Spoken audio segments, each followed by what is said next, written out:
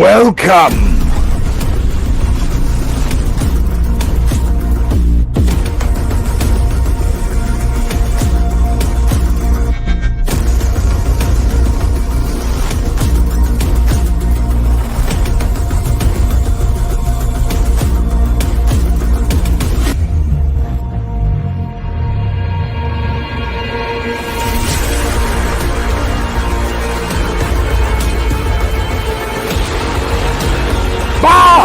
Give it up for the one, the only, the mad Dr. Adega Outlaw!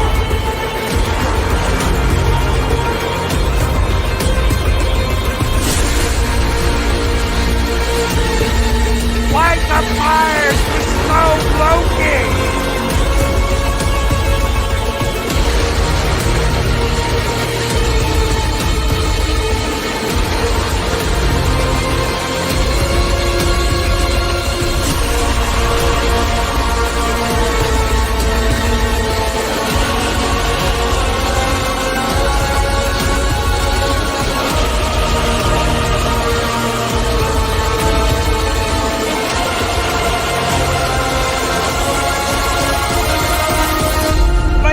Gentlemen, welcome to 7 Kinds of Mischief.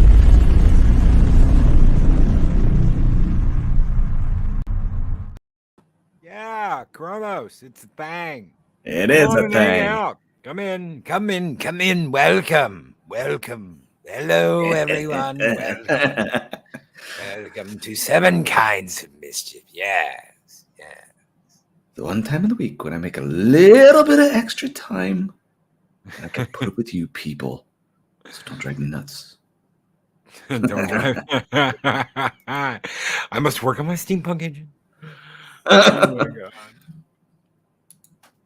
How are you doing tonight? I'm doing good. We're gonna continue. The reason why we're late was because I know exactly what couple of buttons to push to get Loki on a roll, and I started off with some Lord of the Rings stuff, and I have a question, and maybe you and the audience will have the answer as well, because I don't know. And it's one of those, which school of thought are you from? Because there was never a direct answer. You can get in the different letters and different things that Tolkien had done. But my question is, did the Blue Wizards fail, or did they go to the Far East to help prevent the Wild Men and the others from joining with Sauron and Saruman? The two Blueses went to the east. After that, yes, no one knows what happened to him. There are hints in his writing. There's hints, but there's no confirmation of exactly what happened to the two Blueses. Right. There's even conjecture. Are you from? Names. Yes. I would have loved. Okay, so everybody knows about Wings of Power. We all know about Wings of Power. I would have really, you know what? You want to do a diverse Lord of the Rings thing that nobody knows about. We're going to tell you the untold tale. Do it about the two Blueses going to the east.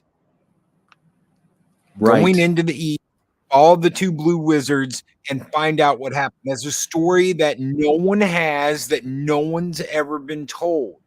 Tolkien himself never told that story. There's even conjecture and contradictory, yes, classic comics. There's even conjecture and contradictory things about their names. So, I mean, do a series on the two blue wizards. My God, because you don't know what happens to him. You don't know what fate befell them. All right. Gandalf talks about is there were two blue wizards, and they're off doing their thing, and no one knows what happened. So, see, I am of the persuasion that they were actually doing good, since there were not hordes of humans that came to fight the Rohirrim and the men of the West. They stayed quiet during all of this, and I'd like to think that it was the doings of the Blue Wizards, but that's just me.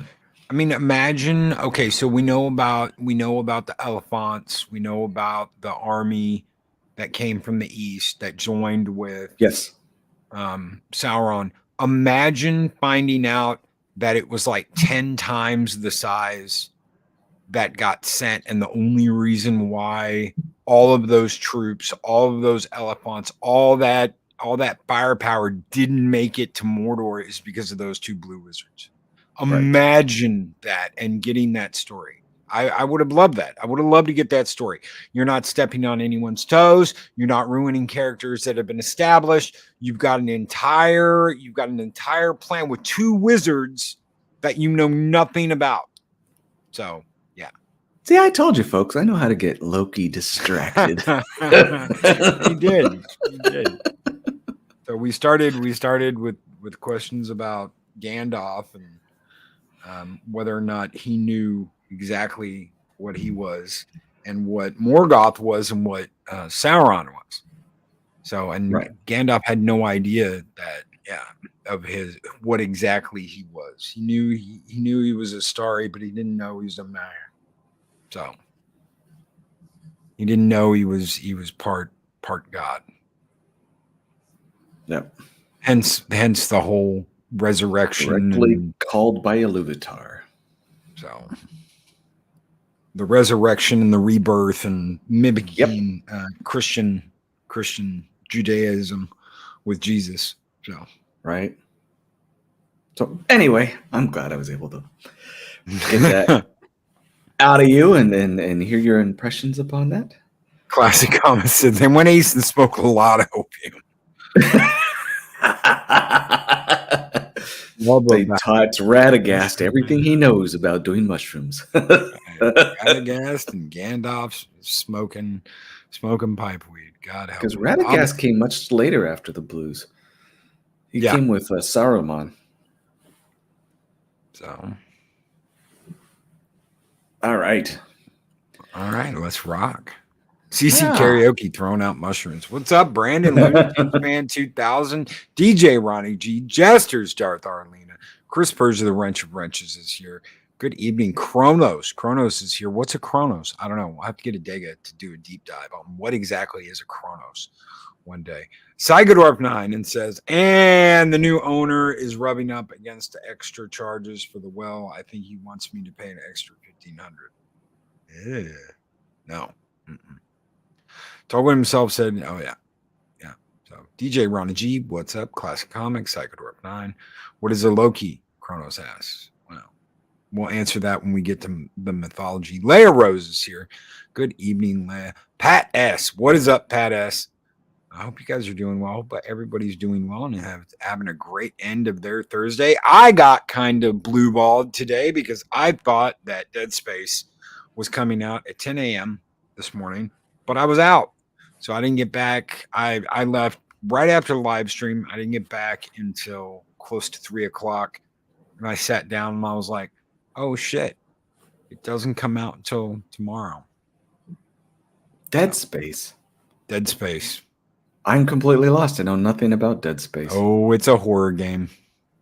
Back in the early 2000s, Visceral Studios, along with Electronic Arts, EA Games, came out with a game called Dead Space, and it is one of the most psychological space horror games you will ever play, ever. Then they came out with Dead Space 2, and again, one of the most psychological horror games in space ever. Then they came out with Dead Space 3, and Dead Space 3 sucked. Absolute balls. It was absolutely horrible, and they never made another one until now. They remade the original Dead Space. And it looks really good. It's not just a crappy remake. So it looks really good. And supposedly some people who played it on console says it plays really good too. So I can't wait. Tomorrow. You'll have to let me know. Yes. Let us all know if it's any good. But I had the new expansion for the Russell Hog expansion for MechWarrior 5 came out yesterday. So I got to play a little bit of that today. So I used to love MechWarrior back in the day. All right, sidetracked. And I'm 99% sure, because Piranha Games is going to make one more MechWarrior game, that we're going to get the clans next. So everything's been leading up. The game started in 3015. We're now in 3035, going into the Rosselhog, the free Rosselhog nation expansion. The only thing left is the clans after that. So you've gone through the end of the third succession war. You've gone through the fourth succession war, and now you're in the Rosselhog campaign. So all that's left is the clans. I am praying and hoping that the new game they're supposed to have out before the end of next year is the clan invasion. That would be a huge way to cap off their run of MechWarrior. Right. Cool. Well, down to business, if you don't mind. Yes. I decided to do something a little more fun. I haven't gone into myth, and this one is kind of in between a mythical and a cryptid. Not quite a cryptid. If you're from the northeastern Europe, especially Germany, you'll know about these things. If you've read anything in it might have even been mentioned once in the game, but in the Witcher stuff, you have heard of those. I remember a couple years ago I talked about knockers, and they're related to knockers. But this is a little bit fun. And let's talk about kobolds. In case I got you some guys pictures. didn't know. I'm going to add some pictures here. So There's all kinds of pictures of them. Some of them look like angels with tails, little imps that sit on your cupboards, various different things. Unusual creatures, almost like trolls. But this is just purely for amusement because I thought it'd be fun to do this tonight. All right. It has been such a wonderful. This is kind of a little story to kind of give you an idea what these things are. At least the beginning part of this. It had been such a wonderful idea. Make an offering to the boxwood tree, carve a talisman for the house, and with enough patience, there would be a kobold permanently bound to ease one of the chores. That was 20 years ago. And now is far different than anyone in the household imagined it would be. Instead of helping with the work, the angry kobold added to the load. It was breaking dishes, destroying vegetables, and making life miserable. All because we moved the carving dedicated to it. All those years making fine, tiny clothes as gifts, and these simple things turned a helper into a terror. Nothing would get rid of the kobold. He seemed stubborn in his determination to make life horrible for generations to come, no matter how we tried to remove it. Perhaps we will have more luck with an exorcism. All right. The origins of a kobold. Kobold originated as small helper spirits in the, forgive my pronunciation of trying to do German, Teutonic Germany, where they can be found in carved dating back to the 13th century. They are spirits or of the fairy realm, or fairy realm, depending on how you read it, and are most commonly found in woods or mines where the knockers came from, which I talked about those before. Although they are helpers, once attached to a particular human or place, they refuse to leave. If angered, the help turns into hindrance, and the kobold becomes an annoying prankster bent on making life miserable for those it once helped. There are 3 types of kobolds, all of which are considered to be beneficial helpers unless provoked. The first are household helpers, coaxed from the woods they inhabited by offerings at the trees and carvings at the homes that they desired their presence. The second are associated with mines and the other other underground domains. Finally, there are the Klabutermen, associated with ships and seafaring. All 3 are shapeshifters capable of taking any form, although they remain short of stature when they transform into humans. They are also capable of invisibility, so will often attach themselves to a human without their knowledge. The unfortunate upshot of this is that the human can offend a kobold without even being aware of its presence and then suffer the consequences. Wood spirit kobolds were often sought out as household helpers and are one of the origins of the house spirit.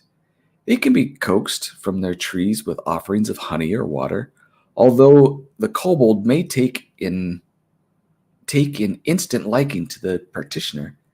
It is more likely to take several attempts to coax a kobold from its tree.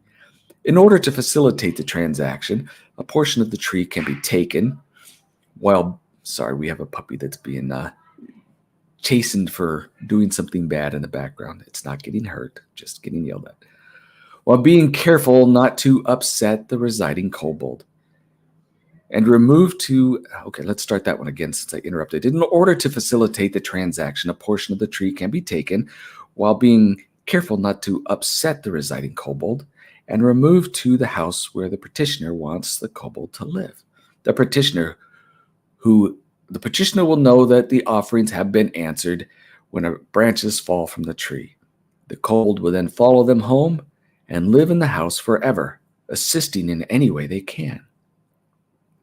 Subterranean kobolds are similar to wood kobolds, but insisted on living solitary lives. They live in communities or kingdoms. This is where the ability to turn invisible really comes in handy because they can disappear if someone ventures into their domain that they do not want to associate with, and they simply disappear. Unlike wood kobolds, if a mine kobold takes a liking to a human that travels into their domain, they will follow them home, often remaining invisible for the journey. They will then take up residence in the house and help with the chores and any other ways, sometimes using their magic in beneficial manners. In the mines, they are known to lead miners to good veins by knocking. The more knocks, the better the vein, that it has been shown.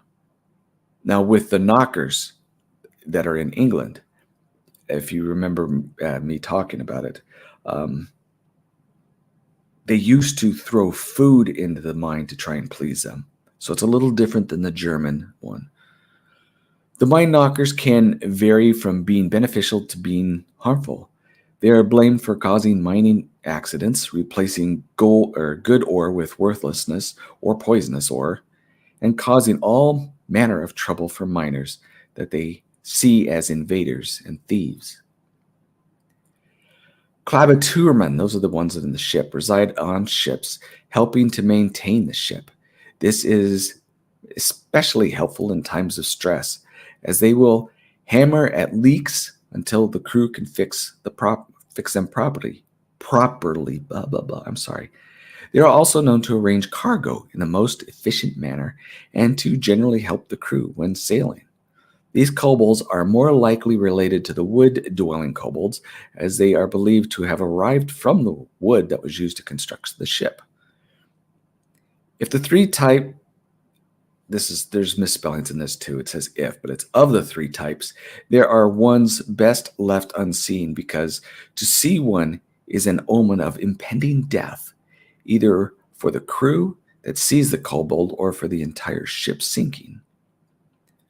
For the most part, kobolds seem to like helping humans, as long as the help is appreciated. However, if they become offended, ignored, or are outright asked to leave, the mood turns from friendly to foul.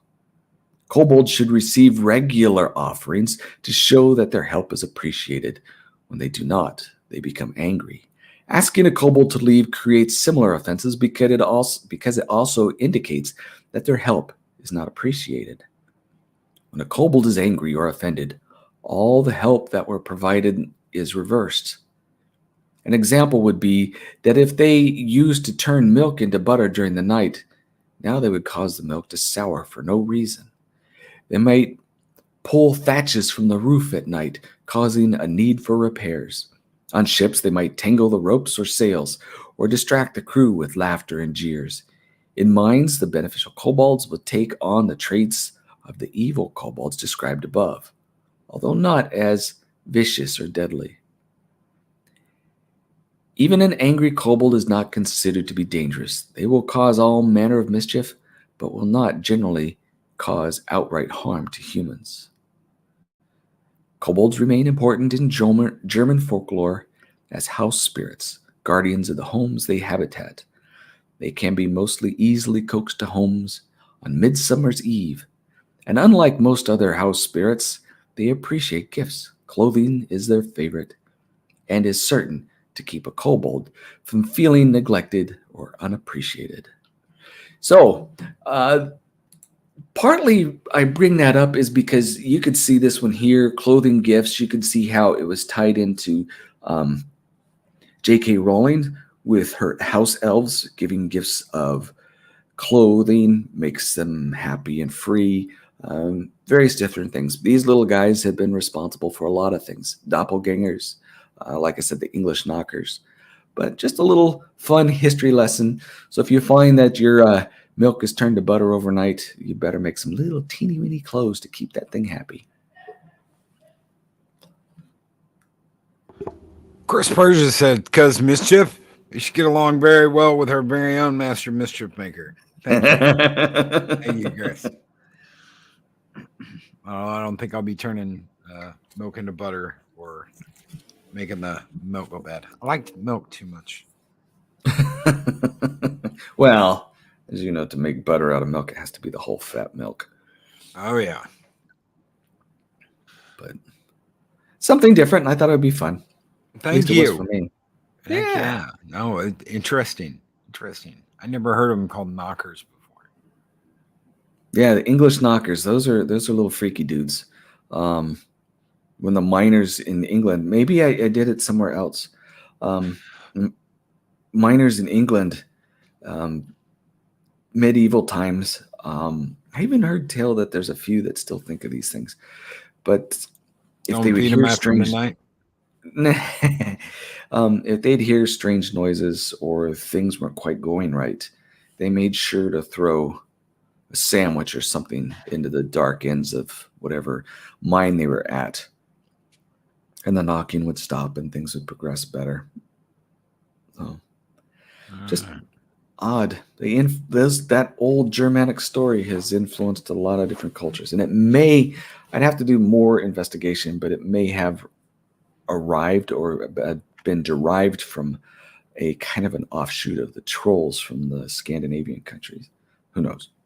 I There don't. were But some, I can't remember if they were historians. I know a few people in Russia tried to sue J.K. Rowling for theft of folklore that she took from their folklore and created things in the Harry Potter verse. And I'm like, you can't copyright folklore. right, You can't right, copyright like the tall tales with what's it, Paul Bunyan and all that stuff. You can't, you know. right, Anybody can make a movie about Davy Crockett. Anybody can do stuff like that because there is no copyright. right. So in 100 years, when things like a vole or a high bane from my books become folklore, I can't hold on to copyrights on them anymore. But for now, they're locked down.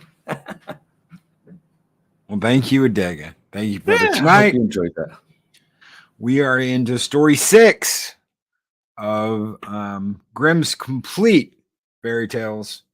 And this story is called Faithful John. It is a long one, so if I stop to take a drink, please don't burn me at the stake or raid the castle with pitchforks and Light the fires, Valhalla. Oh, Faithful John. There was once upon a time an old king who was ill and thought to himself, I'm lying on what must be my deathbed. Then said he, tell Faithful John to come to me. Faithful John was his favorite servant, and so was called because he had, for his whole life, been so true to him before. Therefore, when he came beside the bed, the king said to him, most faithful John, I feel my end is approaching and have no anxiety except about my son. He is still of tender age and cannot always know how to guide himself. If you do not promise me to teach him everything that he ought to know and to be his father, his foster father, I cannot close my eyes in peace.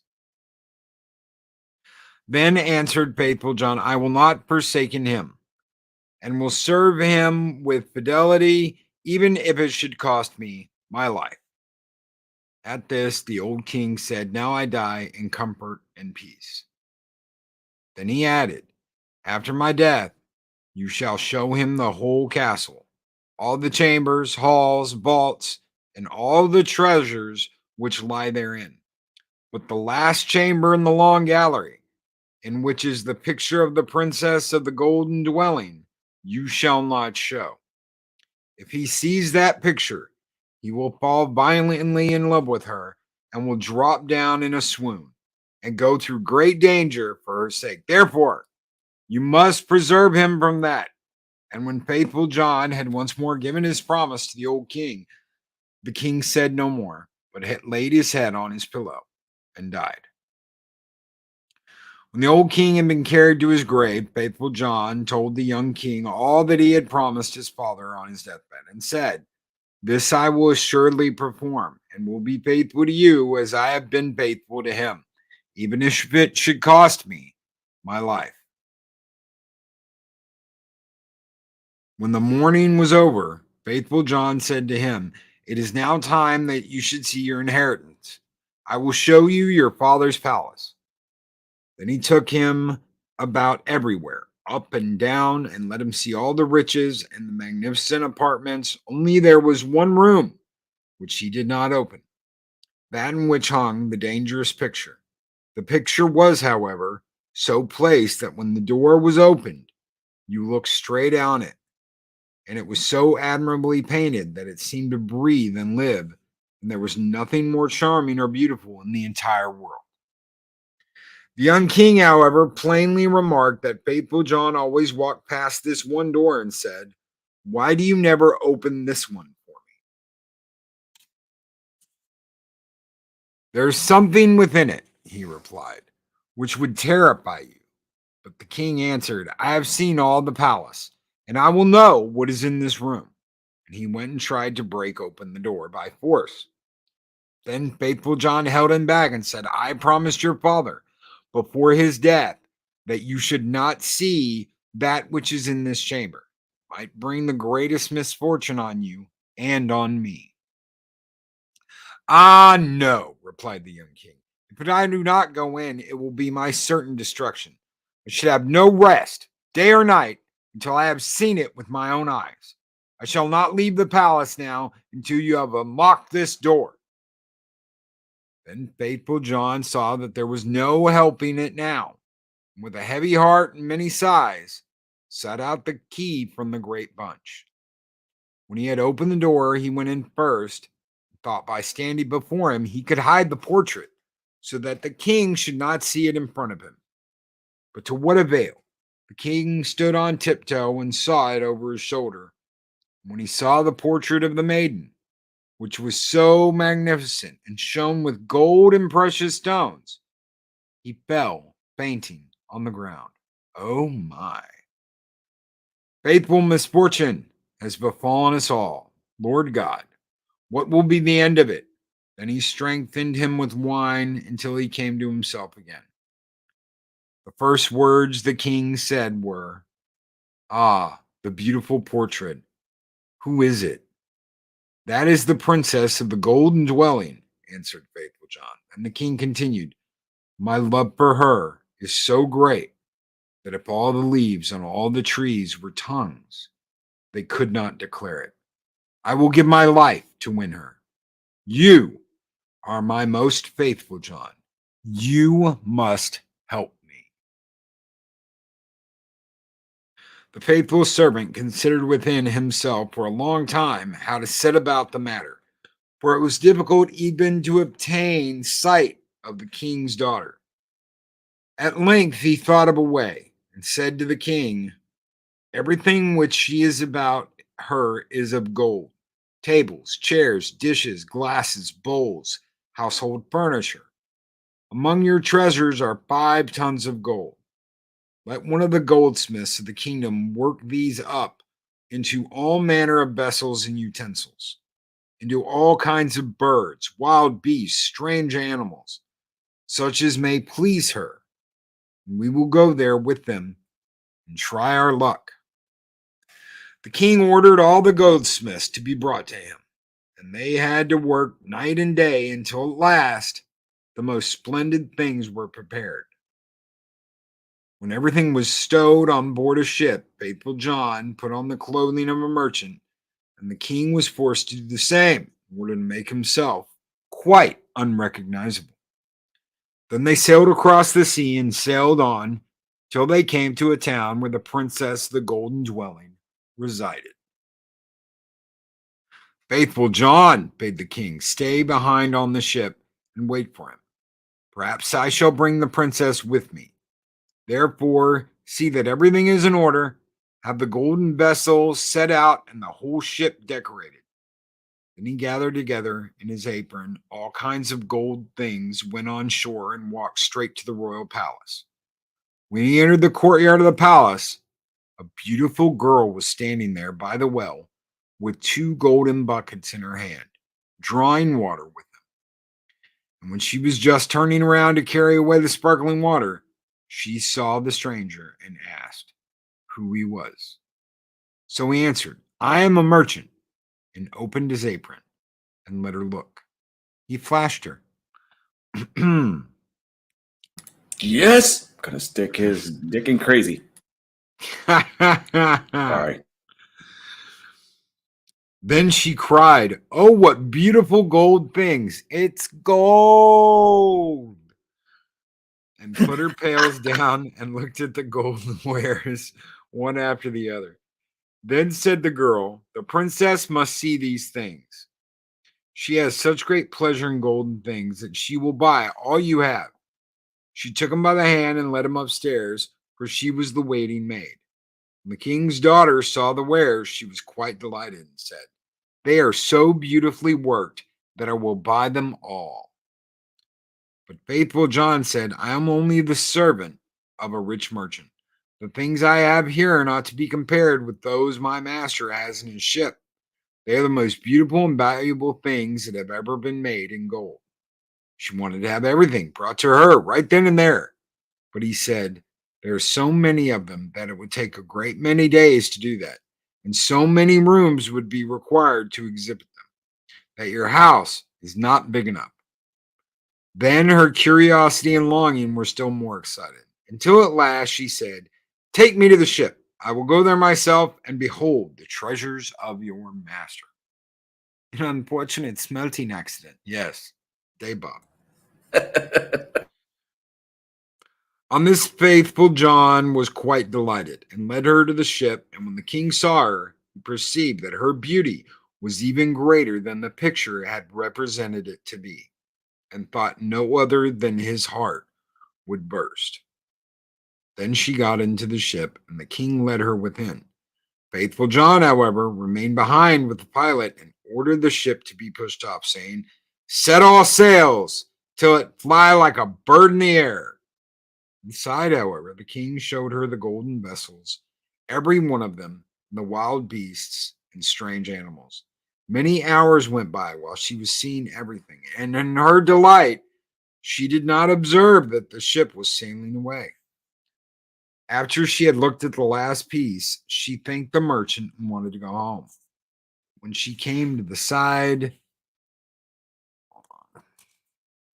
of the ship, she saw that it was in the deep sea, far from land, hurrying onwards with all sails set.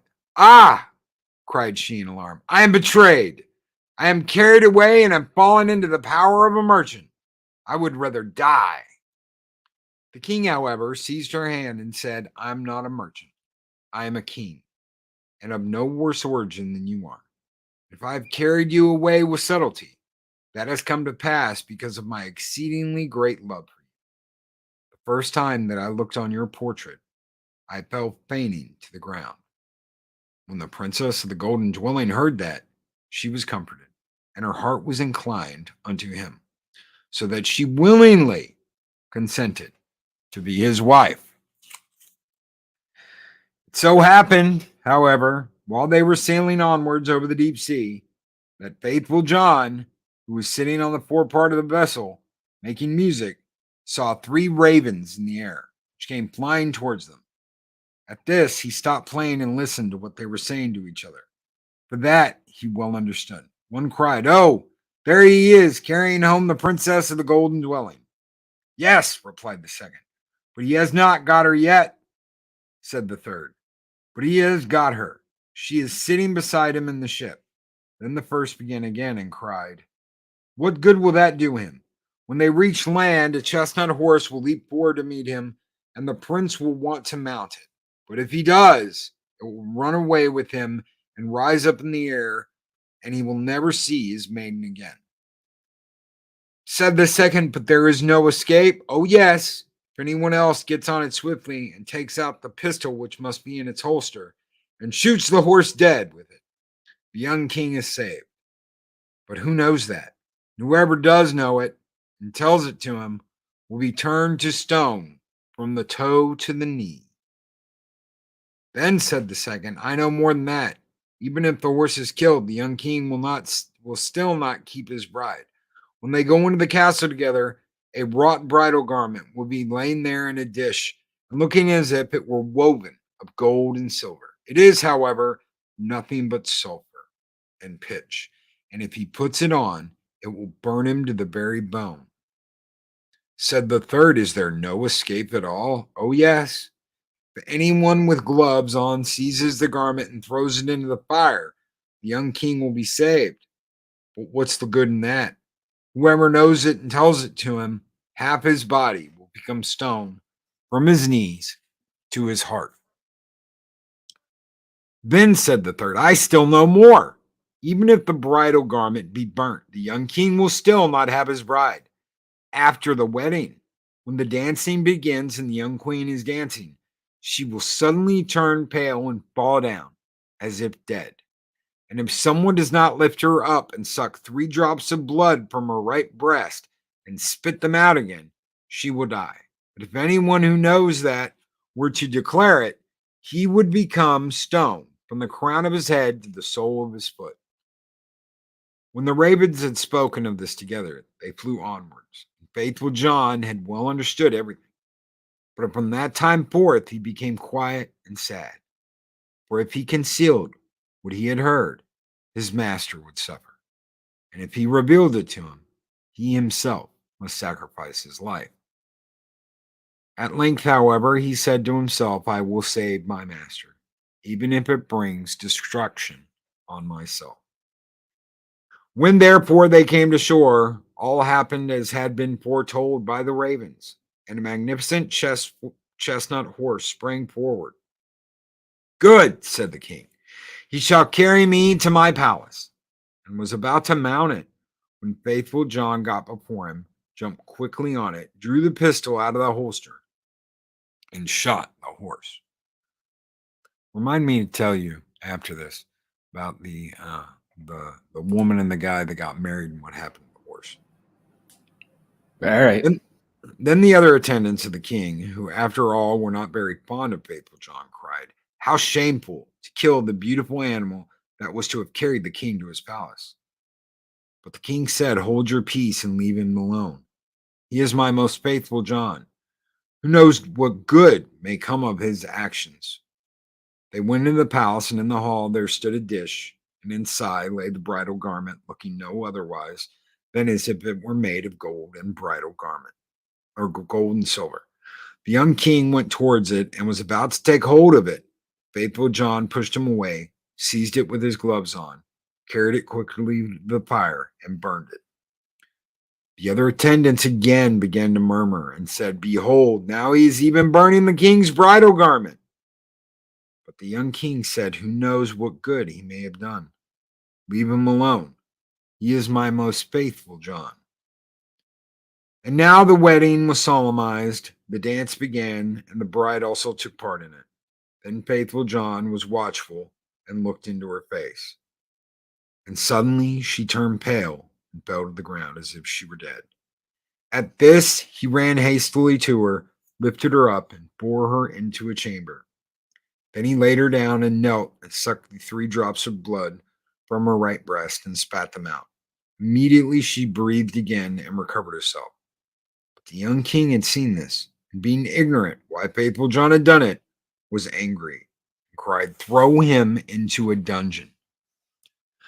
The next morning, Faithful John was condemned and led to the gallows. And when he stood up high and was about to be executed, he said, "Everyone who has to die is permitted before his end to make one last speech. May I too claim that right?" "Yes," answered the king, "it shall be granted." Then Faithful John said, "I am unjustly condemned and have always been true to you." And he related how he had hearkened to the conversation of the ravens when at sea, how he had been obliged to do all these things in order to save his master. Then cried the king, "O my most faithful John, pardon, pardon, bring him down." But as Faithful John spoke the last word, he had fallen down lifeless and become stone. At this, the king and the queen suffered great anguish. And the king said, "Ah, how I have ill requited great fealty," and ordered the stone figure to be taken up and placed in his bedroom beside his bed. And as often as he looked at it, he wept and said, "If I could bring you to life again, my most faithful friend." Some time passed, and the queen bore twins, 2 sons, who grew fast and were her delight. Once, when the queen was at church and the 2 children were sitting playing beside their father, the latter, full of grief again, looked at the stone figure, sighed, and said, "Ah, if I could but bring you to life again, my most faithful John." Then the stone began to speak. "You can bring me to life again if you will sacrifice what is dearest to you." Then the king cried, "I will give everything I have in this world for you, my friend." The stone continued, "If you will cut off the heads of your 2 children with your own hand and sprinkle me with their blood, I shall be restored to life." The king was terrified when he heard that he himself must kill his dearest children, but he thought of Faithful John's great fealty and how he had died for him. He drew his sword. I can't believe he's about to do this shit. And with his own hand, off with their heads. And when he had smeared the stone with their blood, life returned to it, and Faithful John stood once more safe and healthy before him. He said to the king, "Your fidelity shall not go unrewarded," and took the heads of the children, put them on again, and rubbed the wounds with their blood, at which they became whole again immediately, and jumped about and went on playing as if nothing had happened. No takesy backsies. Then the Right. king was full of joy, and when he saw the queen coming, he had Faithful John and the 2 children in a great cupboard. She entered. He said to her, "Have you been praying in the church?" "Yes," she answered, "but I have constantly been thinking of old Faithful John, and what misfortune has befallen him because of us." Then he said, "Dear wife, we can give him his life again, but it will cost us our 2 little sons, whom we must sacrifice." Queen turned pale, and her heart was full of terror, but she said, "We owe it to him for his great fidelity." Then the king rejoiced that she thought as he thought, and went and opened the cupboard and brought forth Faithful John and the children, and said, "God be praised, he is saved. We have our little sons," and told her how everything had occurred.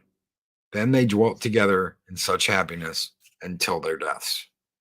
Screw all of that. Nope. Sorry, dude. I love you. You were faithful, but no. Killing kids. Nope. And it is Grimm's fairy tale. Yeah. All right. You said a wedding, a horse. Okay. All right. So, man and a woman are out in the forest. Big wedding. They Is this get a real story? married. I don't know. You'll have to decide after I tell you. All this. right. And she gets on this beautiful white horse, and he's walking her to their honeymoon cabin. What? When Stop. Please read Stig's comment first. where's Stig's comment? Skull, ouchie, Stig. I don't see Stig's comment. It's one of the bottom ones. Quite grim. Nope, just under that one. Did he not show up? Check StreamYard. Oh, why? Yeah, he didn't show up. That's so weird. Hi there, Loki and Adega. Hope you are doing well today. It's good to know that if women pass out on the floor, you can suck their tit and it's okay. I don't know why it didn't show that. Stig. I don't know why it didn't censored. Show that. YouTube didn't put that up. That is so weird. Hold on. I'm gonna see if I can't. I can't. I just want to copy it. It won't let me. Stupid thing. Oh well. It doesn't like Stig today. Man, that's so weird. I don't have it on my. Do you have it on yours? Let me take a look quick. Nope. That's so weird. It banned him. I don't know why it did that, Stig. You're not banned on the channel. Otherwise, I wouldn't get it up here. So, hail Stig Kenobi. Okay. So, man and a woman get married. They're on their way to their honeymoon cabin. She's on a beautiful white horse. There he is. I can avoid being seen if I wish, but just to disappear entirely, that is a rare trick. Good evening, Stig. So she's riding the horse. He's leading the horse by the reins. He's walking the horse.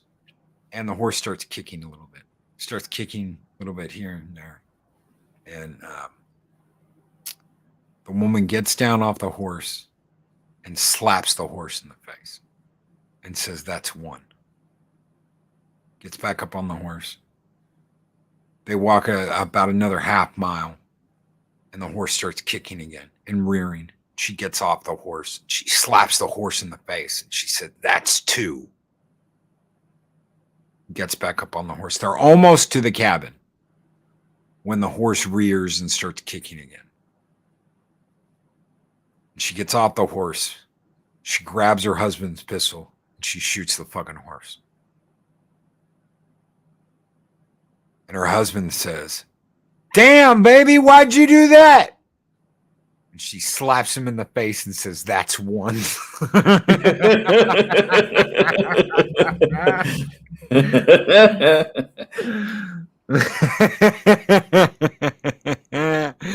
Oh shit. All right. Thank you everyone for for being here tonight, for hanging out with us tonight on 7 Kinds of Mischief. Wouldn't be the same without you guys. I heard the husband and the mule. It was the husband and it was a mule. Might have been a mule. I don't know. I heard one where the horse was actually doing a real warning and she killed it, even though it was a faithful horse. But variance. Perhaps that's she would like to speak to the manager. Yeah, that's one. It's a Karen. It might have been a mule, Dave Bob. It might have been a mule. I don't know. Someone told me that a long, long time ago. So that was an old joke. So I was just reading about the horse. And remind me to tell you about the guy, the married couple and the horse. God help me. Thank you guys. It wouldn't be the same without all of you. Thank you so much for being here. DJ Ronnie G, Dave Bob, Project Storytime, Chris Bircher, the Wrench Wrenches, Stig Kenobi. What is up? Saving a chick by sucking on her tit. God help us. Hey, someone's got to. Dave Bob's, I'm old. I think we're all getting there. Chronos, Gestures, Darth Arlena. Good evening. Saj Melody, what is up, my friend? How are you doing? Lovely Sherry. Good evening, lovely Sherry. Michelle O'Rourke Johansson. Good evening. 6 drops in at the last second. 6. What is up, 6? What? You just have to rewind and find out. Thank you Yeah, so much. make sure Stig's around if you ever decide to pass out. He'll take care of it for you. Oh yeah. Leia Rose, thank you guys so much for being here. We'll be back next week. We're gonna be back in the morning for the weekend review. Pretty interesting stuff to talk about tomorrow morning, and we'll have the Late Show with Mexican Iron Man. Mexican Iron Man's back. He returns. He'll be back for the Late Show, and he will be back for Tuesday, for Taco Tuesday. So I can't wait, guys. Take care. Be excellent to each other. Always speak friend enter. We'll see you guys in the next 7 Kinds of Mischief. Have a good one.